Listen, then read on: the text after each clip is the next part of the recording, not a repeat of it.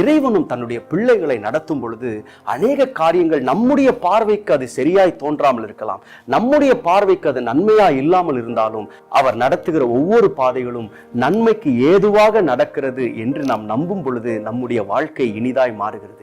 ஏன் அவர் நடத்துகிற பாதைகள் நன்மையாய் நமக்கு தெரிவதில்லை என்றால் முக்கியமான காரியம், கடவுளுடைய நேரமும் நம்முடைய நேரமும் ஒரே நேரமாய் இருப்பதில்லை.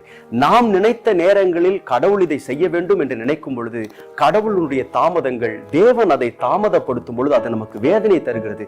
இது என்னுடைய வாழ்க்கையில் இந்த காலகட்டத்தில் நடந்தால் நன்மையா இருக்குமே என்று நமக்கு தோன்றுகிற அநேக காரியங்களை இறைவன் சற்று தாமதப்படுத்துகிறார். அதை நம் நன்மைக்கு ஏதுவாக அவர் நமக்கு எப்பொழுது கொடுக்க வேண்டும் என்று அவர் விரும்புகிறாரோ, எப்பொழுது கொடுத்தால் நன்மையா இருக்கும் என்று விரும்புகிறாரோ அப்பொழுது அதை தருகிறார்.